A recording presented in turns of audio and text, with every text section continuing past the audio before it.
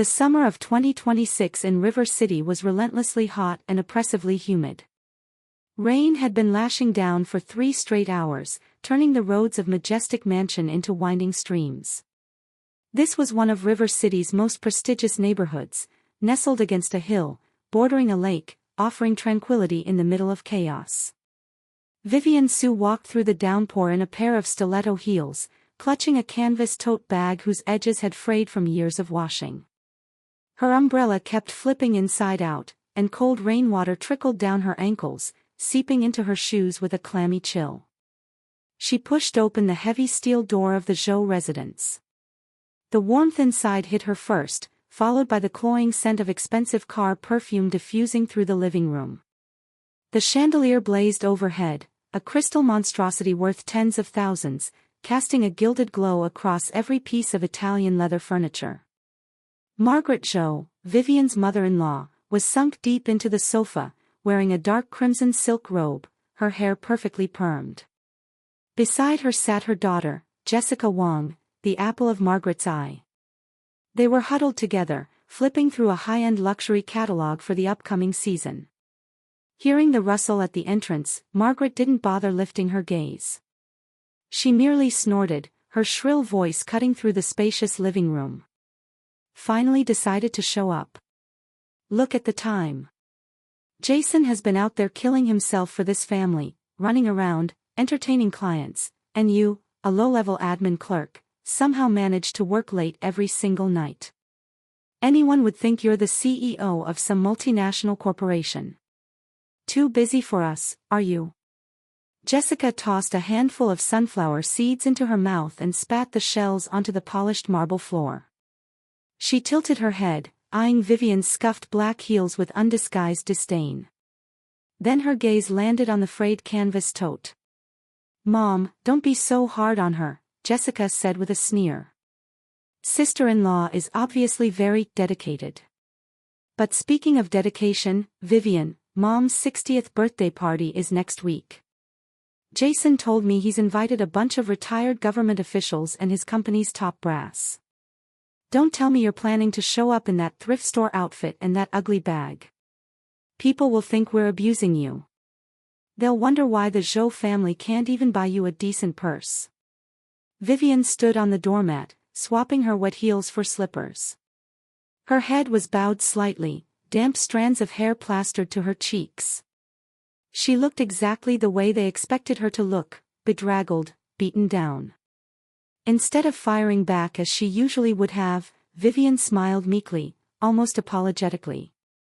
"Mom, Jessica, you know Jason's salary card has been under Mom's care since we got married. My paycheck goes toward the mortgage on this house and the payments on Jason's Mercedes. After that, there's barely enough for daily expenses. A new designer bag is unfortunately out of the budget right now." Slam. Margaret slammed her palm on the marble coffee table so hard the porcelain teacups rattled. Her beady eyes narrowed into razor-thin slits. "So now you're blaming me for holding on to Jason's money?" Margaret snapped. "Let me tell you something, Vivian, you need to learn gratitude. Be content with what you have. If Jason hadn't taken pity on you, a penniless orphan with no family, no connections, no background, and begged me to let you through our door, you'd still be eating instant noodles in some basement hovel. Jason's money belongs to the Zhou family. It's meant for networking, for building a future. Men need capital to make things happen. Why in the world would we waste that on some useless designer bag for you? Do you even deserve it?" Jessica rolled her eyes dramatically. "Exactly. Can't earn a decent living yourself, but you sure know how to play the victim. My brother is the regional director of Everbright Group now. Do you have any idea how hard it is to get there? He owes everything to Mom's strategic guidance." Vivian said nothing. She walked over slowly, bent down, and picked up every sunflower seed shell Jessica had spat onto the marble floor, dropping them one by one into the trash can. The light caught her face just right, casting shadows that hid the cold, ironic smile curling at the corner of her mouth. Those two women had no idea. Nestled inside that frayed canvas tote they so despised sat a freshly signed confirmation letter, a cross-border merger and acquisition deal worth $300 million. They also had no idea that this house, the Zhou family mansion, they lorded over so proudly, and the Mercedes Jason drove around to project importance, had all been purchased with Vivian's premarital personal assets. She'd bought them outright, years ago, to protect Jason's fragile ego. She'd even let him put only his name on the deeds, just to make him feel like the man of the house. For the past 5 years, Vivian had buried her true self to keep this family together.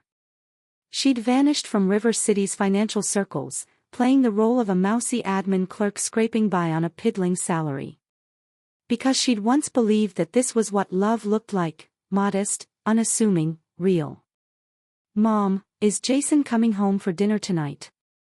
Vivian asked softly, brushing the dust off her hands. "Dinner?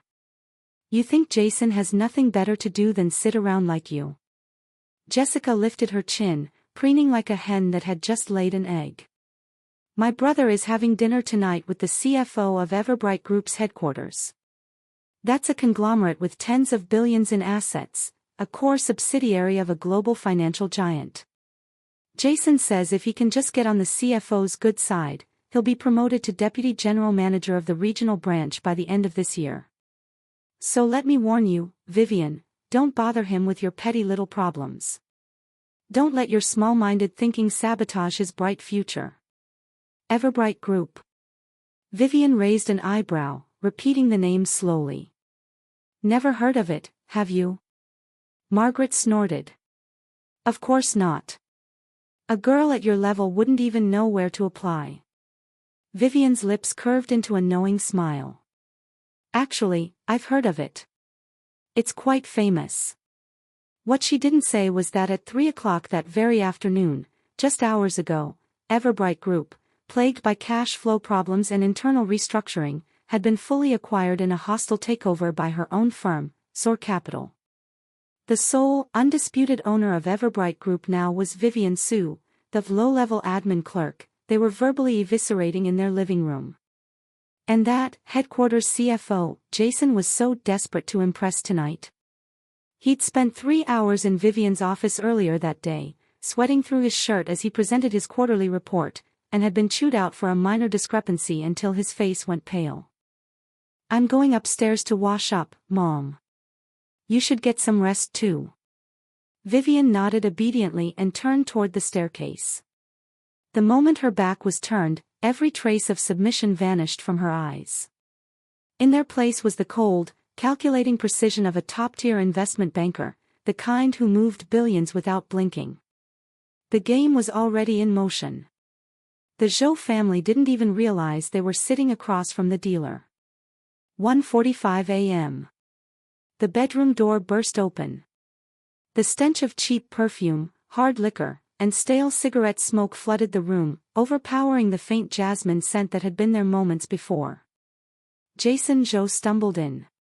His suit was rumpled, his tie askew, but his face, that ostensibly gentle, scholarly face, was alight with barely concealed excitement and self-satisfaction. Vivian hadn't been asleep. She sat at her desk in a plain silk robe, her fingers flying across her laptop keyboard under the dim glow of a desk lamp. The screen was filled with dense English financial reports and candlestick charts, but the instant Jason pushed the door open, her fingers flicked a shortcut, and the display switched seamlessly to a mundane online shopping page. "Babe, you're still awake." Jason staggered over and wrapped his arms around her from behind, his chin digging into her shoulder. His breath was hot and sour with alcohol. He spoke in that wheedling, syrupy tone he used whenever he wanted something. "So, Mom and Jessica got on your case again downstairs, didn't they?" "I'm sorry, babe. You know how Mom is, old school, stubborn. She was just a deputy section chief before she retired, always acting like she's from some distinguished lineage. And Jessica's been spoiled rotten. Please don't take it to heart. In my heart, you're still the best wife a man could ask for." Vivian didn't pull away immediately. She turned her head slightly, studying the face of the man she'd loved for 5 years. The Jason she remembered was a struggling college kid, broke, but hardworking. Sincere. She still remembered that winter morning in their junior year when he'd stood outside her dorm in the snow for 2 hours just to bring her warm congee and a heat pack for her stomach. His hands had been purple with cold, but he'd smiled at her like she was the sun. Back then, Vivian thought she'd found her one salvation. She didn't care about money or status. She was even willing to hide her true identity, as the sole heir of a reclusive billionaire grandfather, just to build a life with him from scratch. But the man before her now, those once clear eyes were clouded with greed, calculation, and a sick hunger for power. "Jason, you drank a lot tonight." Vivian pushed him back gently, her voice flat. "Mom came to me again this afternoon. She said Jessica's dating a district government clerk. His family cares about appearances, so she wants me to come up with $30,000 for a BMW 5 Series as Jessica's dowry."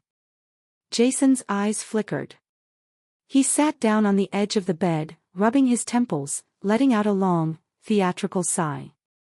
"Babe, I know. Jessica's not getting any younger, and this is a good match. The guy's family does have some connections. If Jessica marries him, it'll do wonders for my career. Please, just help me out this once. I heard you still have that apartment your grandfather left you in the old district. Property values have gone up there. If you sell it, we can not only buy Jessica's car but also clear the balance on my Mercedes.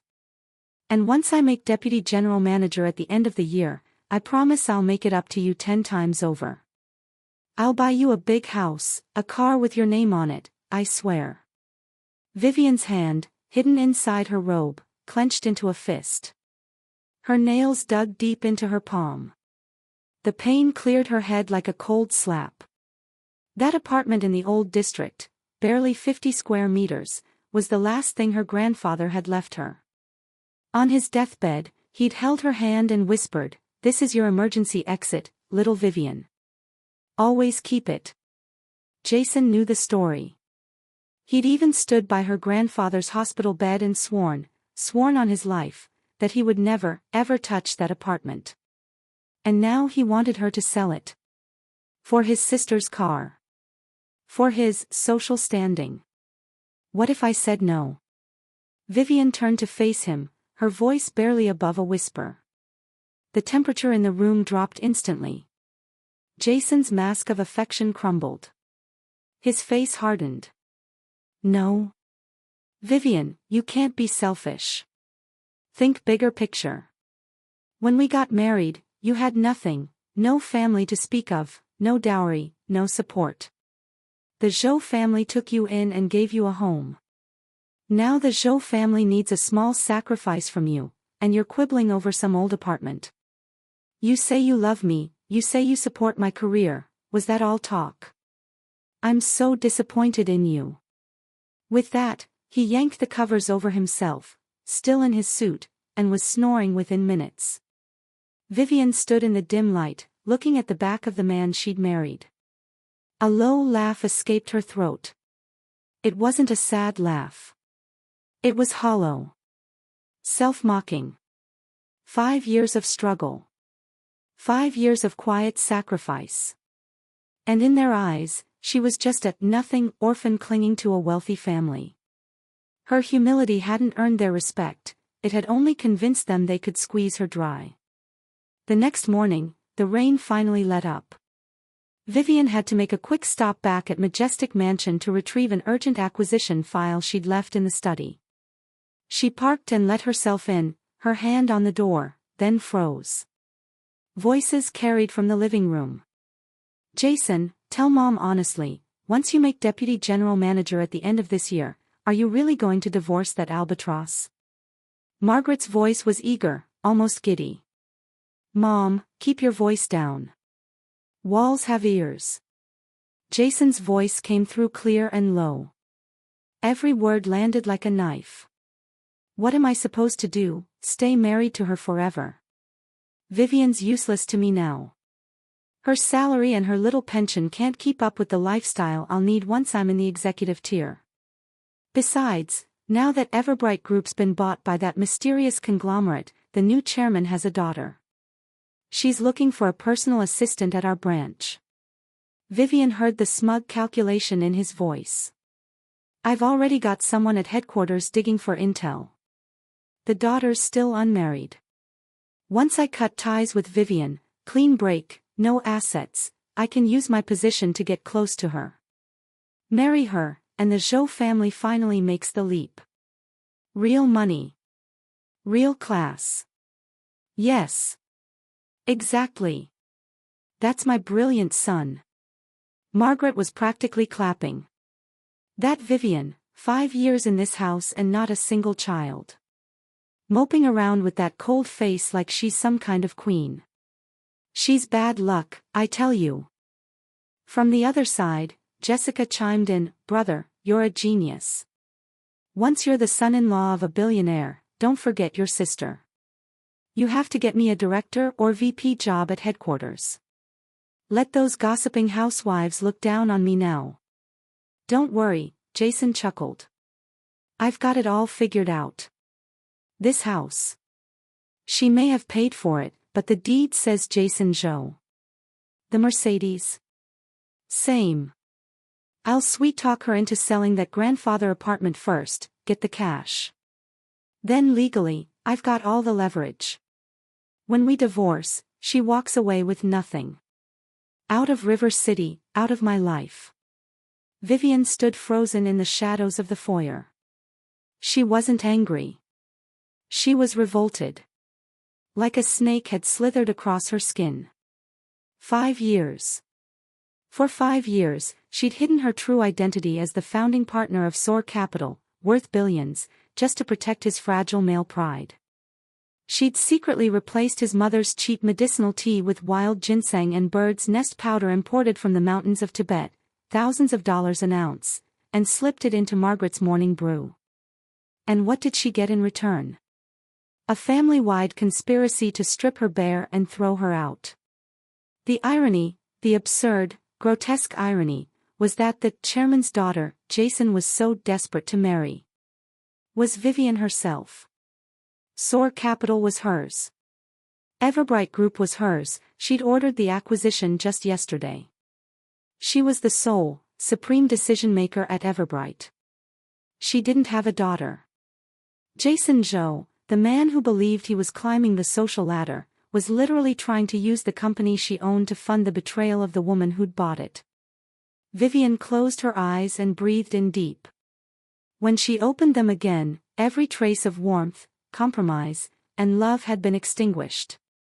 In their place was the ruthless calculation of a predator who had devoured bigger prey on bigger battlefields. Margaret Zhou. Jason Zhou. Jessica Wang. She repeated their names in her mind, each syllable precise as a scalpel. You wanted to rob me blind with the law as your shield. Fine. I'll show you what happens when the law is my sword. The Grand Phoenix Ballroom at the River City Marriott was a sea of glittering opulence. Margaret Zhou's 60th birthday party had been staged with maximum extravagance. 20 tables groaned under the weight of vintage moutai and freshly flown-in lobsters. Margaret herself was draped in a red embroidered qipao, a string of fat South Sea pearls resting on her collarbones, beaming as she worked the room.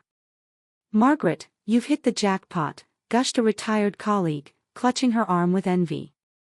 Your son is so accomplished, regional director of Everbright at his age, and a promotion to deputy GM in the pipeline. I'm green with envy. Margaret preened, deliberately raising her voice, oh, it's nothing. Jason is just so filial. He insisted we had to do it at the Marriott for my 60th. A table like this, with drinks, is almost 9,000 yuan, and he didn't bat an eye. Unlike that daughter-in-law. Her face soured. Vivian, no class at all. It's a major occasion and she hasn't even shown up. Working late, again. Such a disgrace. Jessica, dripping in sequins and clutching the Chanel bag Jason had just bought her, chimed in. Mom, just don't mention her name. Vivian's probably at some flea market right now, agonizing over which cheap trinket to give you. The relatives burst into knowing laughter.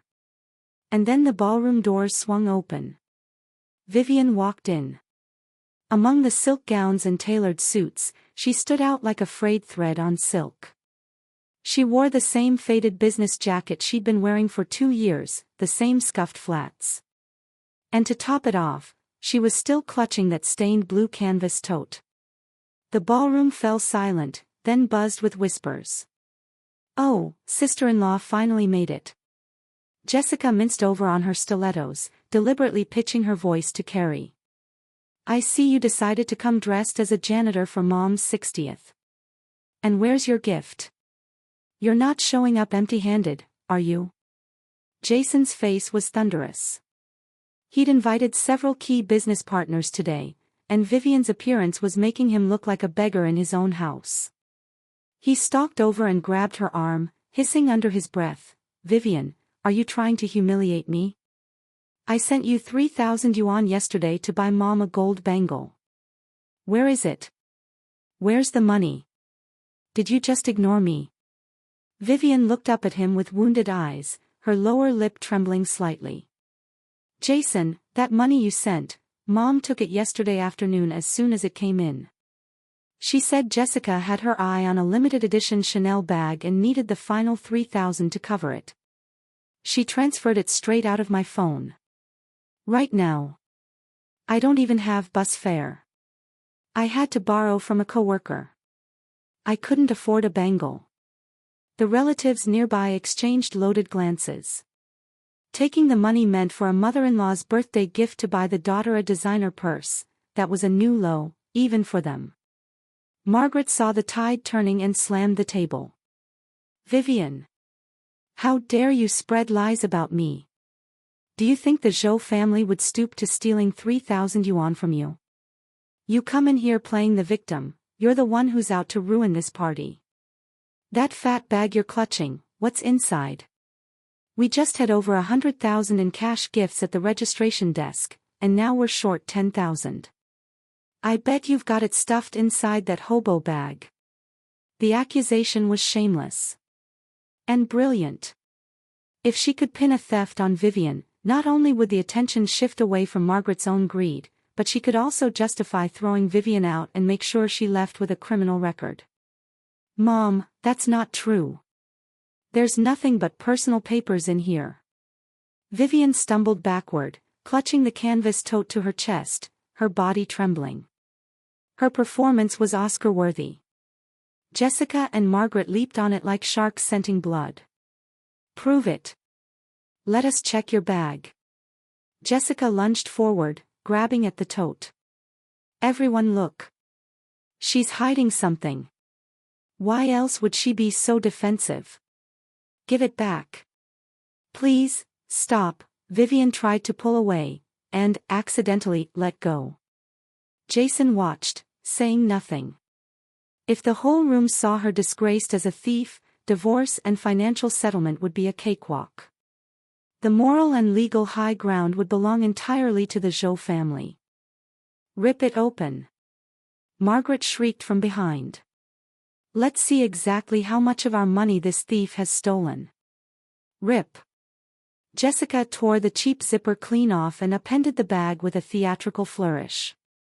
But no cash came out. What fell onto the floor instead was a stack of thick English contracts stamped with official seals, and several black bank cards with diamond-encrusted edges that shimmered under the chandelier light. Jessica paused, then picked up one of the contracts. She scanned the Chinese text and burst out laughing. Ha ha ha ha. Oh my God, Vivian, have you finally lost your mind? Everyone come look at this. Full acquisition of Everbright Group, 100% share transfer, signed by Vivian Su. A low-level clerk who can't afford a decent bag is going around forging Everbright's corporate seals and claiming to be the new owner. Brother, she's not just pathetic, she's delusional. Jason picked up another contract. When he saw the corporate stamps for both Soar Capital and Everbright Group, his face darkened. Vivian, this is enough. Forging corporate seals on a contract of this magnitude is a serious crime. Are you trying to get us all arrested? You've completely lost your mind. The room burst into peals of laughter. Oh my God, did the Zhou family push her over the edge? She actually thinks she's a billionaire who just bought Everbright. Hilarious. Margaret strutted over to Vivian, pointing a gaudy nailed finger at her face. Crazy. Trash. The Zhou family will not keep a lying, thieving lunatic for a daughter-in-law. Jason, tonight, no, after this party, you take her to the Civil Affairs Bureau and divorce her. Strip her down and kick her out in that same thrift store junk. And then, Vivian straightened up.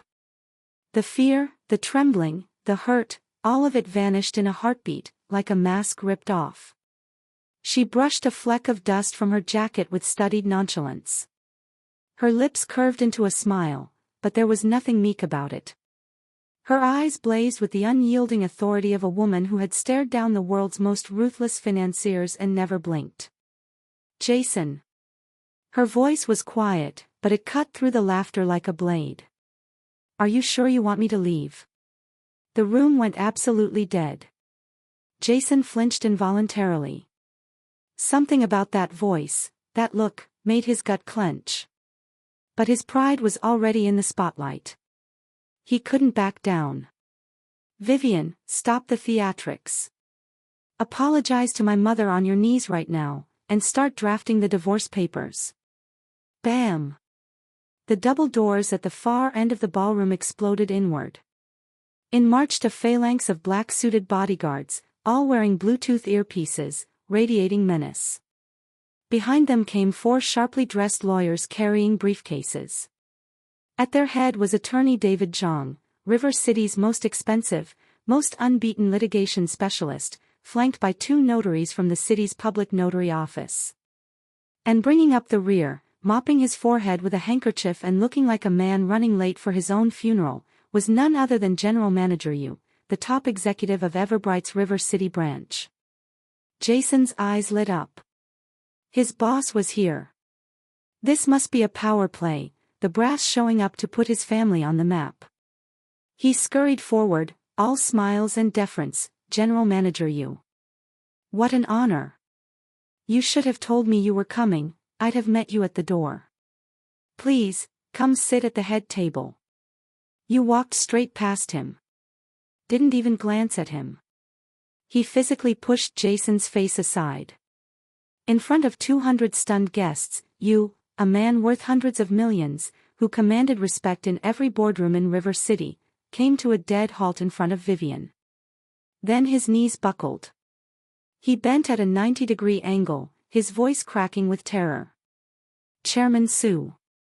I'm so sorry I'm late. The branch office had no idea you were dining here tonight. We failed utterly in our security arrangements. These worthless cretins have been harassing you. The entire branch management team is waiting outside to receive your instructions. Please, Chairman Su, forgive us. Boom. The words detonated in the Zhou family's minds like a nuclear strike. Chairman Su. Everbright Group's new chairman. Vivian.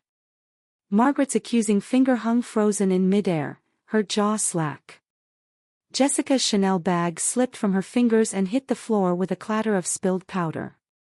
Jason felt his brain short-circuit. The man who bossed him around daily, the executive he'd been trying to suck up to for months, was now standing at attention before Vivian, his back soaked through with cold sweat. General Manager Yu. Sir, you must be exhausted, you've confused her with someone else, Jason stammered, stepping forward with a trembling smile. This is my wife, Vivian. She's just an entry-level clerk at our branch, she can't even read a balance sheet. Slap.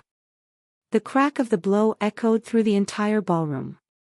Yu swung his arm with everything he had and connected with Jason's face, sending him spinning half a circle into the nearest table.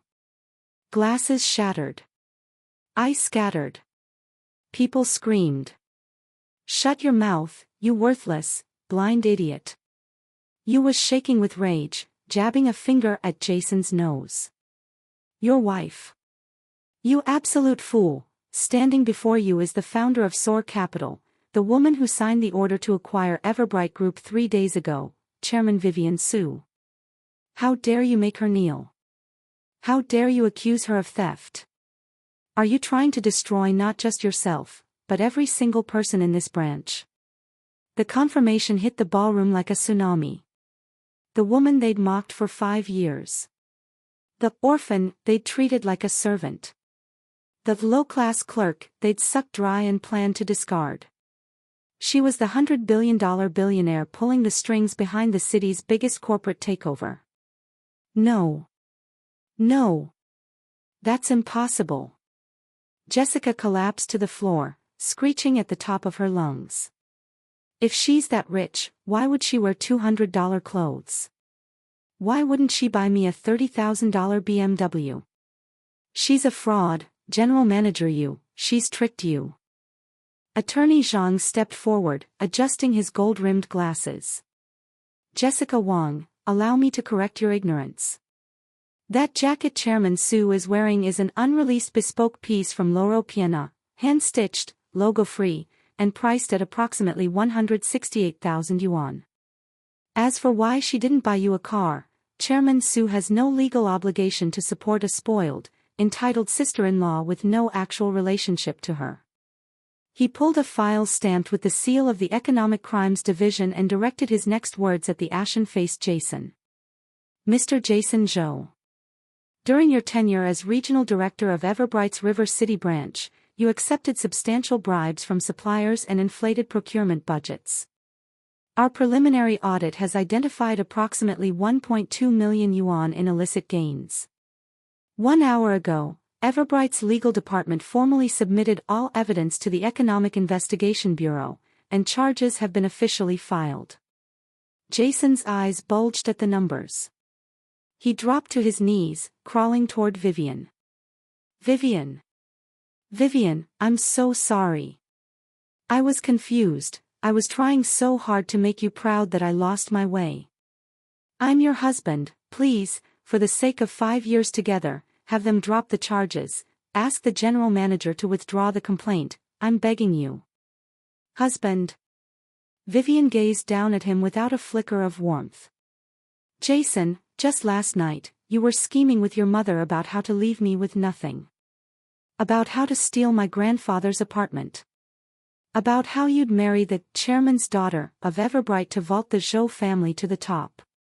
She leaned in, dropping her voice to a murmur only he could hear. One small detail you missed. Everbright is now my wholly owned company. I am the chairman.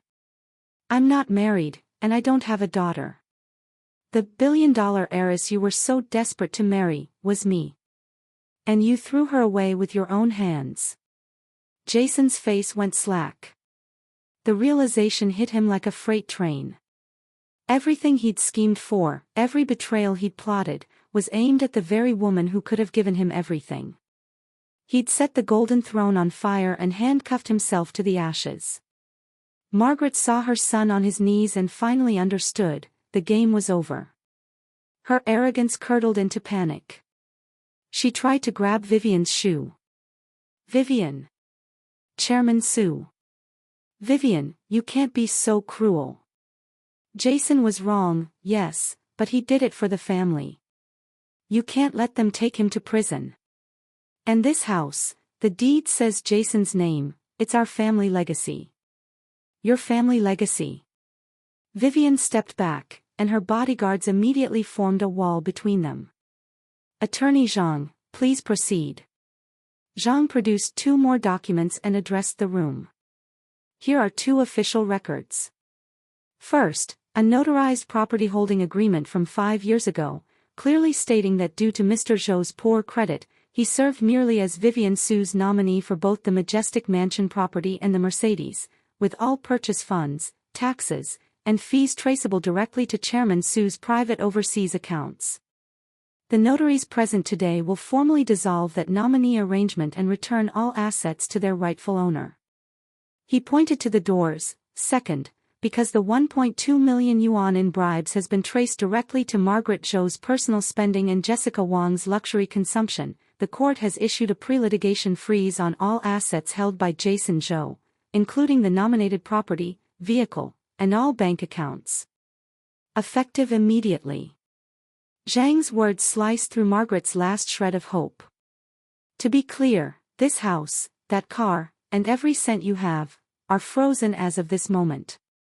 Mrs. Zhou, Ms. Wang, you are required to vacate the majestic mansion premises by midnight tonight. Failure to comply will result in court-ordered eviction. Lies. All lies. Jessica shrieked, on the verge of collapse. I never touched that money.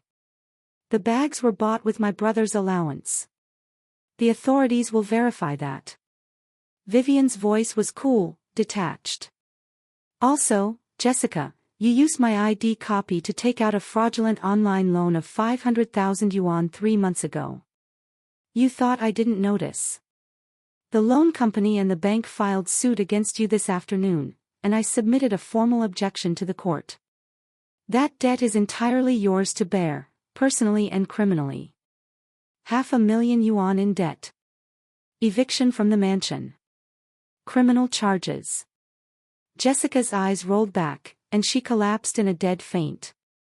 Vivian. You monster. You've ruined us. You'll burn in hell. Margaret beat the floor with her fists, howling like a cornered animal. Vivian paused and looked down at her with something close to pity. I didn't ruin you. Your own greed, selfishness, and stupidity did that. In 5 years, I gave you chance after chance. If any of you had ever treated me like family, if even one of you had shown a sliver of decency, you'd have been set for life, multiple lifetimes, on the wealth I was ready to share. She shook her head slowly.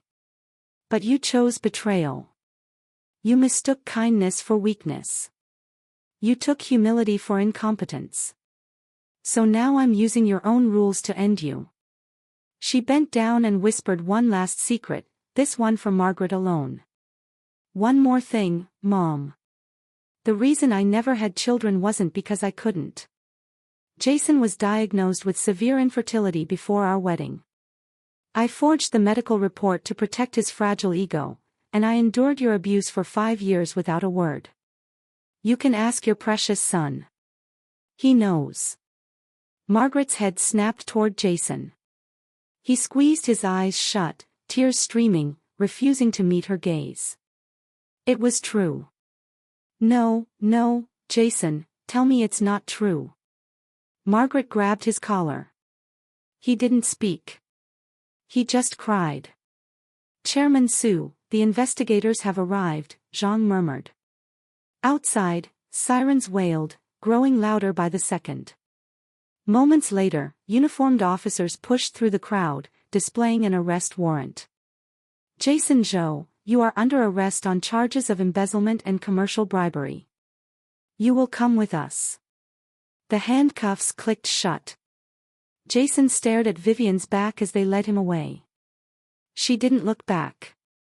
She was already accepting the platinum-dusted Himalaya crocodile Hermes bag her assistant handed her. She strode out, surrounded by bodyguards, bowed low by Yu and his executives, into the waiting sunlight. Behind her, 20 untouched tables of gourmet food sat abandoned, the ballroom in ruins.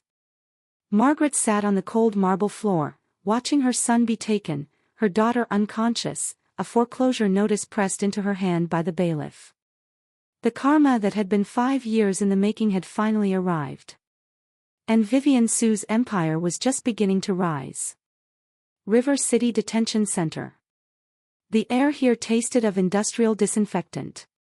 A far cry from the gilded excess of the Marriott's Grand Phoenix Ballroom. Jason Zhou sat behind the steel bars in a gray jumpsuit stenciled with the number 0417. His hands were cuffed.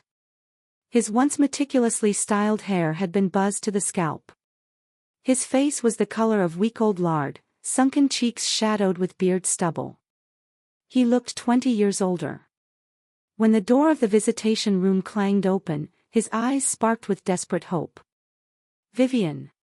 She'd come. She'd relented.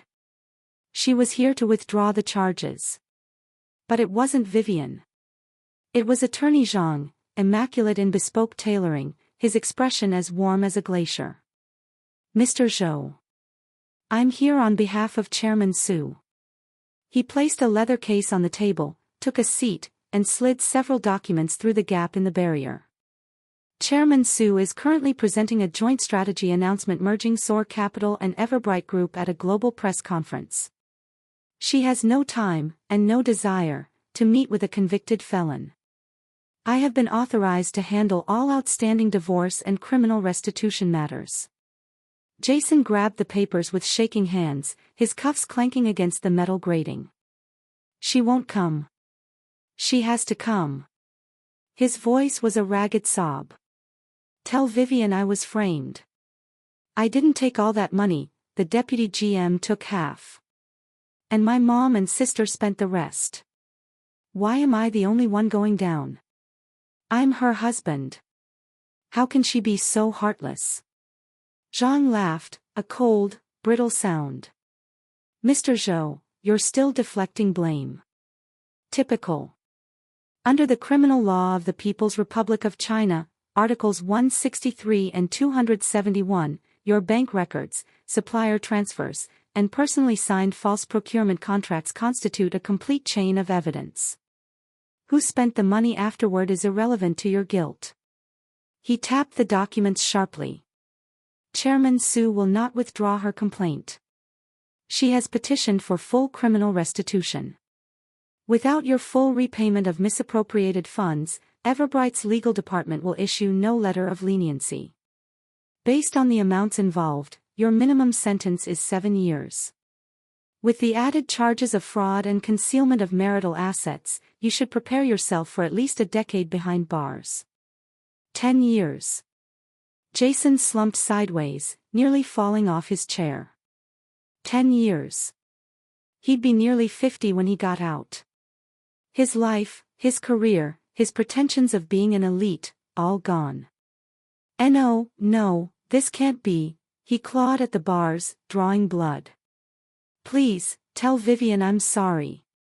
I know I was wrong. She used to love me, she never even got mad when I threw up on her. She can't have turned this cold. If she saves me this one time, I'll spend the rest of my life making it up to her. I'll never even look at another woman, I'll give her my life. Your life has no market value, Mr. Zhou. Zhang shook his head. Save your self-serving theatrics. Chairman Su loved the poor student who stood in the snow for her. Not the man who lay in bed scheming to strip her bare and mocked her for infertility. He pushed his glasses up and continued, his tone casual as a weather report. I should also update you on your mother and sister. Because the majestic mansion and the Mercedes are now legally seized, they were forcibly evicted 3 days ago. They currently reside in a shantytown, the worst slum in River City. Your sister, Jessica, is being hounded by loan sharks over the 500,000 yuan fraud debt. All her designer bags and cosmetics have been auctioned, and she still can't cover it. Your mother, Margaret, has suffered a stroke brought on by stress. She's half paralyzed and incontinent, and Jessica is too busy dodging creditors to care for her. This, Mr. Zhou, is the class leap you promised your family. No. MOM. Jessica. Jason slammed his head against the bars, sobbing convulsively. If only he hadn't been so blind. If only he'd been faithful. If only he'd seen Vivian for what she was, a woman who could have made him a king. Instead, he'd pushed his entire family off a cliff. July 8, 2026. River City Intermediate People's Court, 3rd Trial Chamber. The combined civil and criminal trial had drawn the attention of River City's entire financial and business community. The courtroom's public gallery was packed with Everbright executives and SOAR Capital's legal team. General Manager Yu sat in the front row, barely breathing. Jason was led in by 2 bailiffs. His gray jumpsuit hung loose on his skeletal frame. The last traces of his academic polish were gone. He was a husk. At the plaintiff's table sat Vivian. She wore a sharp black suit, her long dark hair swept back in a neat, severe knot. Her face was bare of makeup, but her presence radiated an authority that made the courtroom feel smaller. From start to finish, her eyes were fixed on the national emblem above the judge's bench. She never looked at Jason. Not once. In the corner of the gallery, Margaret sat in a wheelchair, her mouth twisted to one side, drool trickling down her chin. Beside her, Jessica crouched in a cheap hoodie, trembling violently, her face hidden. Margaret's eyes held nothing but hate, but she couldn't even form words anymore, just wet, guttural sounds. The court is now in session. The gavel fell, and the trial began. The prosecution's case was a masterclass in forensic accounting. Surveillance footage of Jason meeting suppliers in private clubs. Offshore bank statements from accounts opened under a mistress's ID. Store receipts for Jessica's luxury goods, every purchase tied directly to the stolen funds. Defendant Zhou, do you dispute the evidence of embezzlement totaling 1.2 million yuan and commercial bribes totaling 800,000 yuan? Jason stared at his shackled hands. The tears splashed onto the table. I confess. I confess to everything. Proceed to the civil portion of the trial, the divorce and asset division petition filed by Ms. Vivian Su. Zhang rose. Your Honor, we submit that all assets held in the defendant's name, including the majestic mansion property valued at 12 million yuan and the Mercedes-AMG valued at 1.2 million yuan, were purchased in full using funds from Ms. Su's premarital independent trust accounts. The defendant signed a legally binding nominee agreement acknowledging his status as a mere placeholder with no claim to ownership. Furthermore, given the defendant's financial crimes, attempts to conceal and transfer marital assets, and 5 years of emotional abuse and fraud, we request the court, pursuant to Article 1092 of the Civil Code, order the defendant to receive no marital assets whatsoever in the divorce settlement. He paused for effect. Additionally, because the defendant's crimes have inflicted substantial reputational damage on Everbright Group, we request the court seize and liquidate all minor remaining assets to offset criminal restitution. From the gallery, Jessica's composure shattered. Vivian. You venomous witch. Are you trying to wipe us off the face of the earth? You have billions, what's a few million to you? Why can't you show some mercy? Bam! The judge's gavel came down like a gunshot. The gallery is warned. Another outburst and you'll be removed and prosecuted for contempt. 2 bailiffs moved to restrain Jessica. Vivian turned her head slowly, her gaze brushing over Jason's trembling form, then moving to the wreck of a woman in the corner. Jessica, you ask why I can't be merciful. Because justice doesn't work that way. You have to reap what you sow. 5 years ago, I married into your family. I washed the clothes. I cooked the meals. I treated you as my own. And what did you treat me as? A servant. A punching bag. A blood bag to be drained dry. You thought putting your name on a deed meant you could own someone else's life. You thought lies could hold forever. She lifted her chin. The law gives everyone exactly what they deserve. The judge's final words rang out across the silent chamber. The court finds the defendant, Jason Zhou, guilty of commercial bribery and embezzlement. Sentenced to 8 years and 6 months imprisonment, forfeiture of all personal assets, and restitution of 2 million yuan to the victim, Everbright Group. On the civil petition, divorce granted. Custody of all marital assets, including the majestic mansion property and Mercedes vehicle, awarded to plaintiff Vivian Su, as defendant's name was held in nominee capacity. Defendant receives no assets. Bam! Jason's world went black. 8.5 years. No assets. Everything seized. He was being led away, but he turned, desperately trying to catch one last glimpse of Vivian. She was already walking out of the courtroom, flanked by lawyers and guards, her head high, her back straight. The doors swung open. Outside, sunlight flooded down like a benediction. 5 years of darkness. Finally over. 6 months later. River City in winter was bitterly cold. Snow and sleet slashed through the narrow alleys of the shantytown. This was the underside of River City's prosperity: illegal shacks, open sewage, the stench of rotting garbage. In a damp basement room, Jessica Wang huddled in a pilled old down jacket, her fingers raw and cracked as she scrolled frantically through short video apps on her phone. Her fraud conviction, though she'd avoided jail due to inability to pay, had landed her on the national blacklist. No legitimate employer would touch her. She now earned 30 yuan a day sewing cheap rags in a black market sweatshop. Ah. From the mildewed bed came the irritating sound of wet, incoherent groaning. Margaret Zhou lay in a reeking blanket, bedsores blooming across her body. Her face had caved in on one side. Her one working hand flailed weakly at an empty medicine bowl. What? What do you want? Jessica hurled her phone at the table. Always medicine, always meat, where am I supposed to get money for that? If you hadn't told Jason Teo suck up to those big shots, if you hadn't spent years abusing Vivian, none of this would have happened, she screamed at her own mother. Jason's in prison, 8 years, and I'm on the run from debt collectors. I can't live like this. Margaret's eyes filled with tears of regret.